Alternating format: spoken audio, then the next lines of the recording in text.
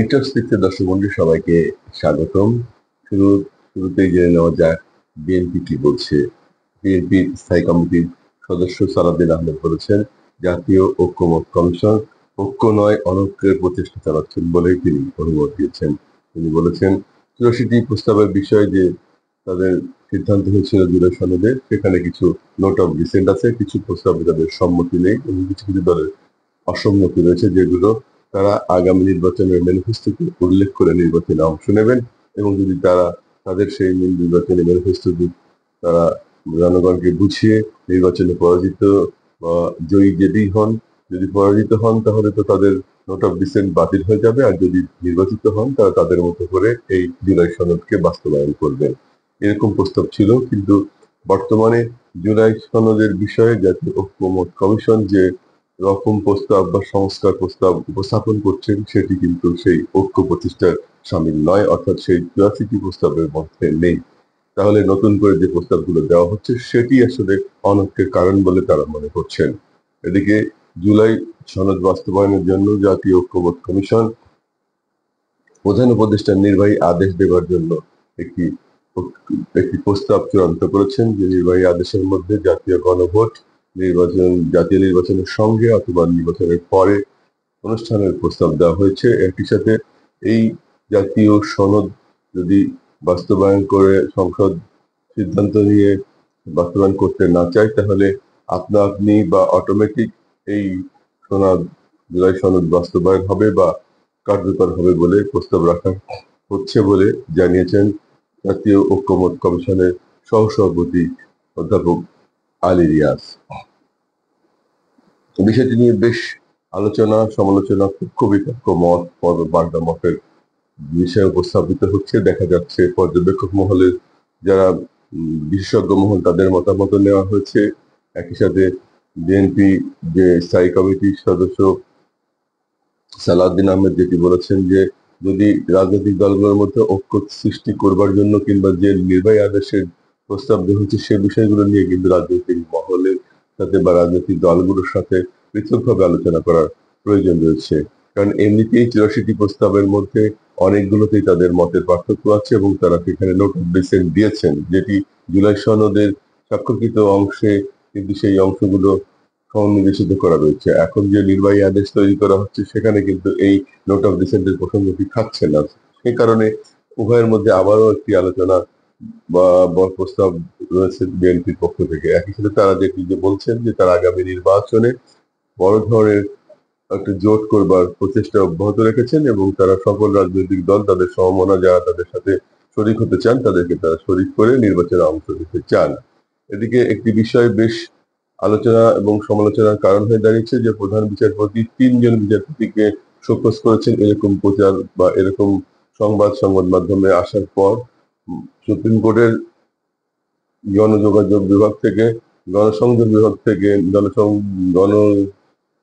গণযোগাযোগ কর্মকর্তা সাইফুল ইসলাম স্বাক্ষরিত এক বিবৃতিতে বলা হয়েছে যে এই রকম ঘটনা আসলে তথ্য সঠিক নয়।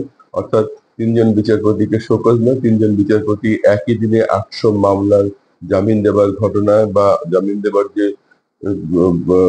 তথ্য উপস্থাপন করেছিলেন আইন উপদেষ্টা, সে তারই পরিপ্রেক্ষিতে প্রধান বিচারপতি সেই ৩ বিচারপতির মামলার তথ্য তলব করেছেন বা তথ্য চেয়েছেন, যা মামলার বা এই আদালতের নিয়মিত ঘটনা। এটা কোনো শোকজ বা স্থগিত করা কিংবা সাময়িক অব্যাহতি দেওয়া এসব বিষয় কিন্তু নয়, এটি আসলে নিয়মিত মামলার কার্যক্রমের অংশ।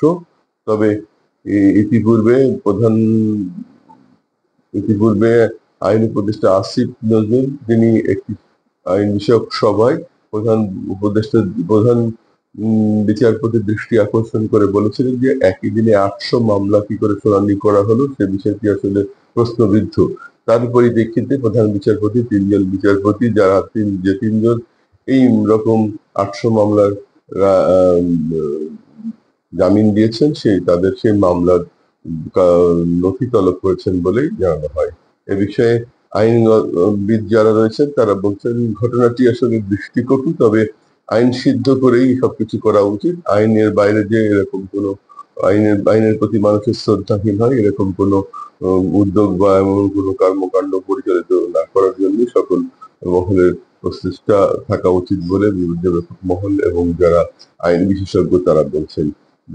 যারা বলছেন যে, তারা যেটি বলেছেন যে আসলে আইনের ক্ষেত্রে মানুষের যে শ্রদ্ধার জায়গাটা তৈরি হয় তেমন বিষয়ে উদ্যোগগুলোই বাস্তবায়ন করা উচিত।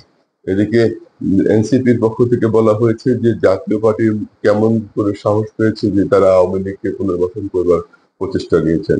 তাদের আহ্বায়ক নাহিদ ইসলাম তিনি বলেছেন যে জাতীয় পার্টি নিজেই যেখানে ফ্যাসিস্টের শরিক হিসাবে তাদের বিরুদ্ধে আমাদের একটা আলাদা আন্দোলনের প্রতিষ্ঠা রয়েছে বা তাদের প্রতি আমাদের একটা অনাস্থা রয়েছে, সেখানে তারা কি করে এই ধরনের উদ্যোগ নিয়ে আওয়ামী লীগকে প্রতিষ্ঠা করবার সাহস পাচ্ছে, সেই বিষয়টি খতিয়ে দেখা দরকার। যদিও জাতীয় পার্টি বলছেন যে বাংলাদেশের সাংবিধানিক নিয়ম অনুযায়ী সংসদ ছাড়া কোনো প্রতিষ্ঠানের পক্ষেই বাংলাদেশে আইন শাসন প্রতিষ্ঠার জন্য বা কোনো সংস্কার করবার জন্য ক্ষমতা দেওয়া হয়নি। সর্বময় ক্ষমতার মালিক জাতীয় সংসদ এবং সেখানে যারা নির্বাচিত হবেন সেই নির্বাচিত জনপ্রতিনিধিরাই ওই ক্ষমতার দায়িত্ব পাবেন যে কোন ধরনের আইন প্রণয়ন করতে হবে এবং কোন আইনের দেশ পরিচালিত হবে কিংবা কোন ধরনের সংস্কার করতে হবে। এখানে সংস্কার কমিশন কিংবা ঐক্য কমিশন কিংবা সংবিধান কমিশন কিংবা নির্বাচন কমিশন যেখানে যে সমস্ত সংস্কার কমিশনের উদ্যোগ নেওয়া হয়েছে সেই কমিশনগুলো আসলে কোনোটি বৈধ নয় বলে বলেছেন জাতীয় পার্টির সভাপতি জি এম কাদের। তিনি আরো বলেছেন যে নির্বাচন জনপ্রতিনিধি ছাড়া কেউই কোনো সংস্কারের কর্মকাণ্ড পরিচালনা করতে পারেন না। যেটি আমাদের যেটিকে বলা হয় যে পার্লামেন্টারি গভর্নমেন্টে সেটি কোনোভাবেই গ্রহণযোগ্য নয়। অর্থাৎ সংসদীয় গণতন্ত্রের যে ইতিহাস সেই ইতিহাসে অন্য কোনো প্রতিষ্ঠান বা অন্য কোনো ব্যক্তি কোনোভাবেই কোনো সংস্কার করতে পারবে না। এটি সংবিধানের বাইরে। সংবিধান ছাড়া কোনো বিধিবদ্ধ নিয়ম, আইন, কানুন, অধ্যাদেশ কোনো কিছুই করা সম্ভব নয়। তাই বড় ধরনের যে মোতাদাগের যে সংস্কার প্রস্তাব ঐক্য কমিশন দিয়েছে সেটি আসলে সংসদে পাশ করার পরেই বাস্তবায়নযোগ্য বলে তিনি মনে করেন।